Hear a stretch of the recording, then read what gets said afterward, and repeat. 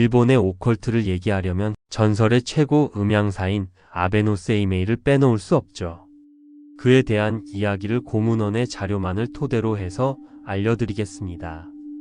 아베노 세이메이는 아베 야스나의 아들로 태어났으며 그의 어머니는 여우가 변에 태어난 자였다. 어린 시절부터 귀신을 보고 요괴들의 속삭임을 들었으며 별의 움직임을 읽는 데 능했다. 그는 인간과 요괴 사이에서 태어난 존재였습니다. 어린 세이메이는 보통 사람이라면 볼 수 없는 것을 처음부터 보고 자랐죠. 귀신의 형체, 별의 흐름, 요괴의 속삭임. 그에겐 모두 현실이었습니다. 특히나 달빛 아래 그는 자신을 안아주던 어머니가 한순간 여우의 형상으로 돌아가는 걸 직접 봤다고 합니다. 그날 이후 세이메이는 말합니다. 나는 절대 인간만이 아님을 안다. 일본 전통에서 여우, 키츠네는 신성하면서도 위험한 존재입니다. 여우에게서 태어난 존재는 반여로 인식되며 능력자, 경계해야 할 인물로 받아들여집니다. 세이메이의 탄생설화는 단순한 이야기가 아니라 이후 식신 조종 능력의 기원으로 연결됩니다. 그렇다면 세이메이가 처음으로 식신을 부리게 된 것은 도대체 어떤 계기였을까요? 세이메이는 13살이 되던 밤 아무도 없는 작은 토지신 사당에서 실험을 시작합니다. 그는 손수 만든 나무 인형 하나에 붉은 부적을 붙였고 그날따라 유난히 달이 흐리게 떠 있었습니다. 자신의 그림자를 등지고 주문을 외운 그는 인형이 갑자기 머리를 들고 자신을 바라봤다고 합니다. 하지만 곧 인형은 날뛰며 담장을 넘어 사라졌고 세이메이는 처음으로 실패한 식신의 무서움을 깨닫습니다. 식신은 그냥 만든다고 생기는 게 아닙니다.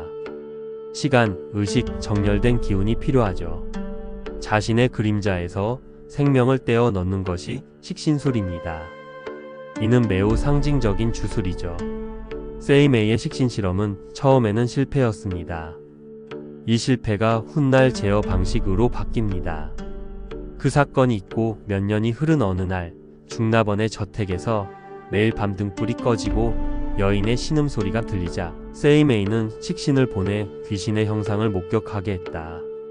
삼신진을 그린 후 북두칠성의 방향에 부적을 놓고 아이 형상의 식신을 삼방으로 보냈다. 한밤중 귀족가의 정원. 등불이 꺼지고 어디선가 여인의 흐느낌 소리가 들려옵니다. 모두가 입을 다문 채 고개를 숙일 때 세이메이는 조용히 종이인형 셋을 꺼냅니다. 그는 북두를 향해 부적을 붙이고 주문을 외우며 식신 셋을 풀어보냅니다. 잠시 후 식신 하나가 말합니다. 주인님, 여기 있습니다. 이 자리는 죽은 여인이 버려졌던 곳입니다. 식신은 단순한 전투형 존재가 아니라 정령 탐색, 감시, 감흥의 도구입니다. 삼신지는 전통 음양도에서 사악한 기운을 봉쇄하는 주술의 진이죠. 귀족가에서 반복되는 음성은 비정제된 한 맺힌 정령 즉 원기의 신호이며 식신은 그것을 감지한 것입니다. 세이메이는 이 사건을 통해 식신 감흥술의 완성도를 높이게 되었습니다. 하지만 식신은 그런 존재들을 볼 수 있지만 그 존재들을 막을 수는 없었습니다. 식신이 명령을 따르지 않고 주인에게 달려들려 하자 세이메이는 급히 축원을 외우고 불을 이용해 봉인했다. 식신은 3일 이상 외부에 놓아두지 말아야 하며 혼의 간섭을 받아 귀형으로 변할 우려가 있다. 식신은 처음에는 조용했습니다. 하지만 사흘째 되는 날 밤 그것은 스스로 움직이기 시작했었죠. 그리고 세이메이의 명령을 무시하고 그를 향해 소리 없이 다가왔습니다. 세이메이는 즉시 기도를 외우고 불의 부적으로 그 식신을 제압합니다. 그것은 이미 식신이 아니었습니다. 그건 혼에 물든 귀신이었습니다. 식신은 사형령이지만 정령의 성질을 가지고 있었고 일정한 시간이 지나면서 점점 자의식이 생성되었죠. 세이메이가 이를 모른 채 장기간 방치한 결과 식신이 귀령화된 것입니다. 봉인 방식으로는 불의 진원, 고전 부적 연소, 삼방 봉인 등이 사용됩니다. 이 사건 이후로 세이메이는 식신의 체류 기한과 감정 개입을 철저히 통제하게 됩니다. 세월이 흘러 늙고 병든 세이메이는 식신을 데리고 다니는 것을 걱정하여 이를 봉인하고 산으로 돌려보냈다. 식신은 신령의 기운이다. 적절히 풀어주지 않으면 머물며 주인에게 해를 끼칠 수 있으므로 조용히 돌려보내야 한다. 시간이 흘러 세이메이도 늙었습니다. 더는 식신을 다룰 수 없는 육신.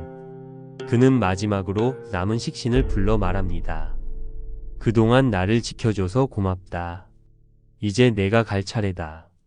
그날 새벽 그는 산 속으로 들어가 작은 부적을 태우고 주문을 읊조리며 식신을 하늘로 떠나 보냈습니다.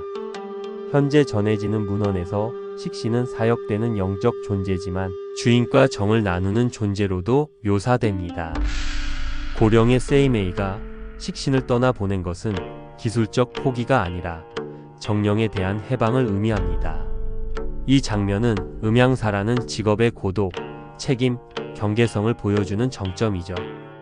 이후 전승에서 세이메이는 식신을 해방한 유일한 음양사로 기록됩니다. 식신은 떠났습니다. 이제 세이메이는 홀로 남았지만 그의 이름은 여전히 모든 그림자의 끝에 남아 있습니다. 다음 영상에서는 세이메이가 남긴 시키가미 즉 식신술인 신을 부르는 종이 인형에 대해서 알아보겠습니다.